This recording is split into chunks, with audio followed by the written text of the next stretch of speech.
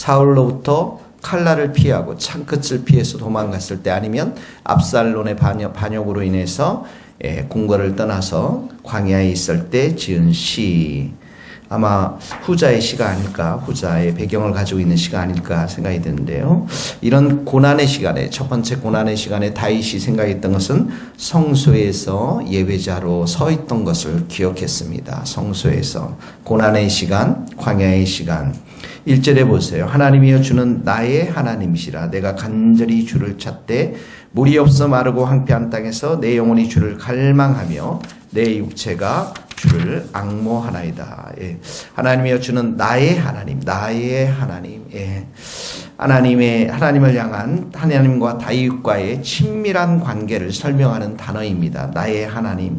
내가 간절히 찾는다라고 했죠. 내 영이 주를 갈망한다고 했죠. 이 마치 메마른 땅에, 황폐한 땅에서 물을 기다리듯이, 메마른 땅이 갈라지고 가뭄 가운데 단비를 기다리고 물을 기다리듯이 영혼이 주님만을 갈망한다. 어떤 영적인 갈급함을 표현하고 있는 그러한 말입니다. 내 육체가 주를 앙모하다. 이 앙모하다라는 단어 바로 쇠약해지다, 기절하다, 기운을 잃다. 하나님만을, 주님만을 애타게 찾음으로 인해서, 기다림으로 인해서 그가 자기 자신의 육체가 쇠약하게 되었음을 보게 되어지는 것이죠.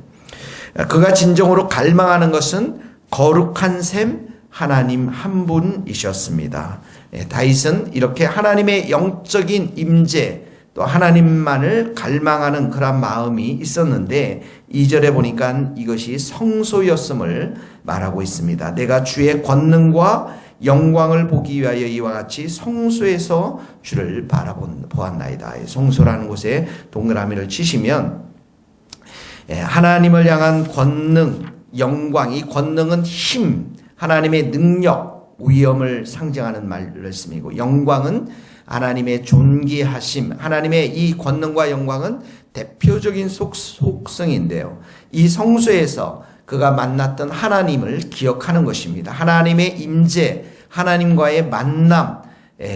그래서 이 성소에서 그가 예배를 드렸을 때에 체험했던 하나님의 권능과 하나님의 영광, 그 영광을 다시금 보게 함으로 인해서 이 혹독한 고난의 시간, 광야의 시간들 속에서 새로운 힘을 공급해 달라고 하는 그러한 소망이 담겨 있는 그러한 말씀인 것입니다. 3절에 보니까 주의 인자하심이 생명보다 나음으로 이렇게 나와 있습니다. 여기 인자, 구약에서 가장 많이 등장하는 단어죠. 헤세드라고 하는 단어인 것입니다. 자신의 생명이 가장 귀합니다. 우리의 인생에 있어서, 삶 속에 있어서 우리의 생명이 가장 귀한데, 우리의 생명보다도 더 나은 것이 있다면, 더 귀한 것이 있다면 주님의 헤세드라는 것입니다. 주님의 헤세드, 바로 하나님의 인자, 하나님의 사랑, 하나님의 긍휼, 하나님의 자비하심, 하나님의 은혜, 이 모든 것들이 다 담겨있는 단어가 바로 이 헤세드라고 하는 그러한 단어인 것입니다. 한결같은 사랑인 것이죠.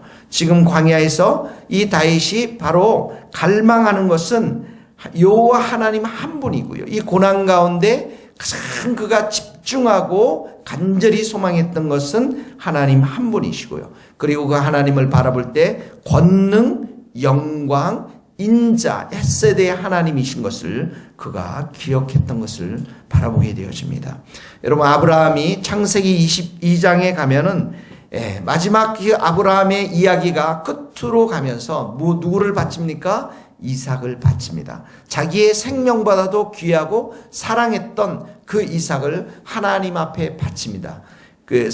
어떻게 그런 하나님 앞에 이렇게 바치게 됩니까? 자기 생명보다도 귀한 아들을 하나님께 바치게 됐습니까? 바로 아브라함에게는 헤세드의 하나님, 하나님의 인자, 하나님의 자비와 긍휼, 은혜, 이 모든 것들을 그가 신뢰하고 믿었기 때문에 이런 아들을 바칠 수가 있었던 것입니다. 다윗도 마찬가지입니다. 그 예배 가운데 성소에서 예배 드릴 때 하나님의 능력과 영광과 헤세드를 그가 충분히 경험하고 체험하고, 그래서 그의 입술 가운데는 하나님을 찬양하고 예배드렸던 그 예배자의 삶을 살았던 것입니다. 3절에 봅시다. 내 입술이 주를 찬양, 입술에다 동그라미를 씌고 찬양에다 동그라미를 씌고, 4절에도 보면 평생 단어가 나오죠. 송축이 나옵니다. 송축.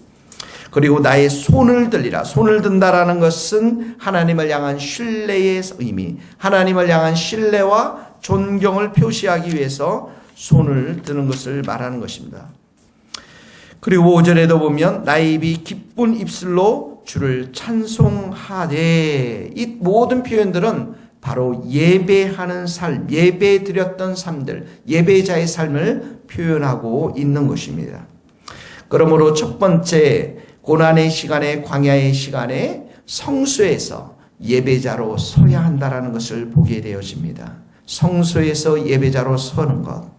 그래서 하나님의 권능과 영광과 헷세들을 경험하는 것. 이것이 바로 우리가 고난의 시간에, 이 고난의 시간들을 극복할 수 있는 그러한 길임을 우리는 볼 수가 있습니다. 성소에서 예배자로 서는 것, 성소에서 헷세대의 하나님을 경험하는 것, 그래서 하나님의 관계에 집중하는 것, 이 고난의 시간에 하나님과의 관계, 하나님과의 경건의 시간에 집중하는 것, 예배자로 서는 것, 이것이 바로 이 고난의 시간, 광야의 시간들을 이겨낼 수 있는 비결인 것을 보게 되어집니다.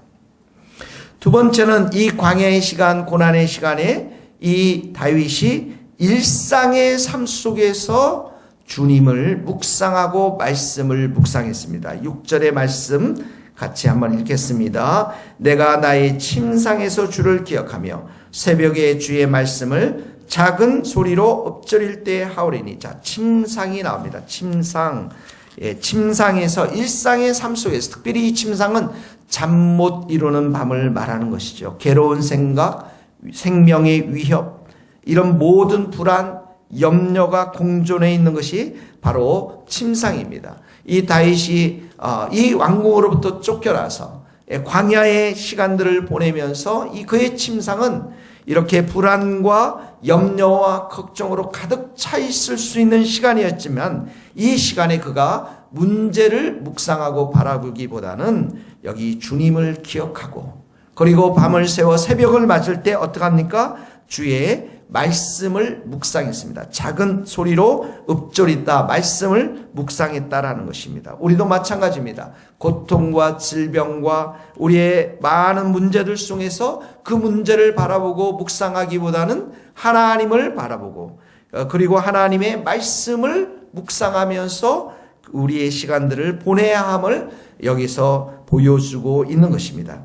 그렇게 하나님을 묵상하고 말씀을 묵상하니 7절에 보면 과거의 삶을 이렇게 볼 때 주는 나의 도움이 되셨습니다. 과거를 회상하는 것이죠.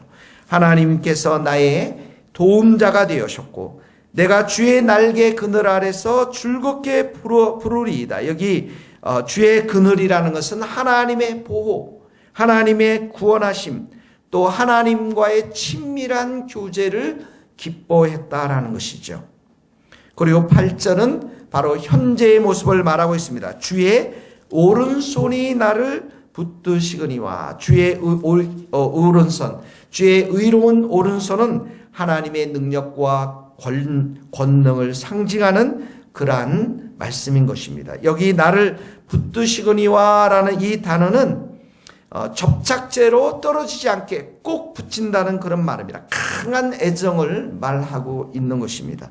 시편 139편 10절에도 보면 내가 바다 끝에 거할지라도 거기서 주의 손이 나를 인도하시며 주의 오른손이 나를 붙드시거니와, 이런 말씀이 있습니다. 하나님의 말씀은, 하나님의 손은 결코 우리 자녀들의 손을 놓지 아니하십니다. 이렇게 과거에 자기를 도우셨던 하나님을 묵상하고 주님의 의로운 손으로 자기 자신을 이 광야에 같은 삶을 붙들고 있다고 생각하니까 9절 10절의 말씀입니다. 나의 영혼을 찾아 멸하는 그들 땅 깊은 곳에 들어가며 칼의 세력에 넘겨져 승냥이 여우의 먹이가 되리라. 바로 원수들이 심판당할 것임을, 하나님의 공의와 정의로 원수들이 멸망할 것임을 선포하는 그런 말씀인 것입니다. 그래서 11절은 바로 미래의 소망을 고백하고 있습니다. 왕은 하나님을 즐거워하리이다. 하나님 안에서 기뻐할 것임을 믿음으로 미래를 선포하는 것입니다. 거짓말하는 자의 입은 막히리로다. 이것은 바로 적들의 패배를 말하고 있는 것입니다. 6절에서 11절 말씀은 과거, 현재, 미래를 믿음 안에서 하나님 안에서 바라보면서 일상의 삶 가운데 하나님을 기억하고 하나님의 말씀을 묵상하면서 바로 하나님의 만남과 하나님을 만남 속에서 소망을 그려내는 것들을 보게 되어집니다. 그러므로 우리는 광야의 시간에, 고난의 시간에 두 가지를 꼭 실천해야 될 줄로 믿습니다. 적용의 말씀입니다. 첫 번째, 성소에서 예배자로 서야 한다는 것입니다. 헷세대의 하나님을 우리가 기억하면서 우리에게 은혜 베푸시고 자비를 베푸시고 사랑을 베푸시는 그 하나님, 영광과 권능 가운데 임재해 있는 그 성소에서 예배자로 서는 것을 말합니다. 하나님의 이름을 높여드리며 하나님을 기뻐하며 찬양하며 경배하며 예배드리는 예배자로 서야 될 것이고, 두 번째는 일상의 삶 속에서 주님을 기억하고 주님의 도우심을 찬양하며 주님의 오른손이 나를 붙들고 계심을 믿고 우리의 앞으로의 미래의 삶도 하나님 안에서 기뻐하실 것임을 믿음으로 선포하며 일상의 삶 속에서 예배자로 서야 함을 오늘 이 말씀이 우리들에게 가르쳐 주고 있는 것입니다. 오늘도 우리의 삶 가운데 이런 하나님의 이름을 높여드리며 승리하는 삶이 될 수 있기를 예수님의 이름으로 축원합니다. 기도하시겠습니다. 하나님 아버지, 우리 인생을 살면서 광야에 같은 삶이 있음을 고백합니다.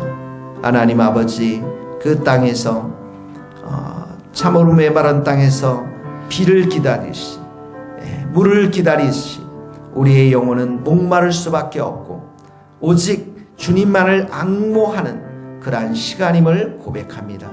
주님, 그 시간에 우리와 좌절하고 낙심하고 문제를 바라보기보다도 권능과 영광과 헷세드 인자의 하나님을 우리가 바라보면서 예배자로 설 수 있도록 축복하여 주옵소서. 찬양케 하시고 기도케 하시고 우리의 일상의 삶 속에서도 하나님 말씀을 묵상하며 주님을 바라보며 예배자로 서며 기도자로 서며 찬양자로 서서 우리의 모든 이 광야의 시간이 오직 하나님과의 관계에서 새롭게 될 수 있음을 믿고 예배하는 자로 설 수 있도록 저희들을 붙잡아 주옵소서. 우리가 예배 드릴 때 하나님께서 이 모든 문제와 어려움들을 다 해결해 주시며 새롭게 하시며 은혜를 저희들에게 베풀어 주실 줄 믿습니다. 오늘도 우리가 두 손을 들고 하나님 앞에 예배 드릴 때 주께서 우리의 삶을 오른손으로 붙들어 주시고 지켜주시고 선한 길로 인도하여 주시옵소서. 예수 그리스도의 이름으로 기도하오며 지금은 우리 주 예수 그리스도의 은혜와 하나님의 크신 사랑과 성령님의 교통하심이 우리 모든 성도들 또 선교사님들 저 먼 스코틀랜드 땅 위에 이제로부터 영원토록 함께 하시기를 간절히 축원하옵나이다. 아멘.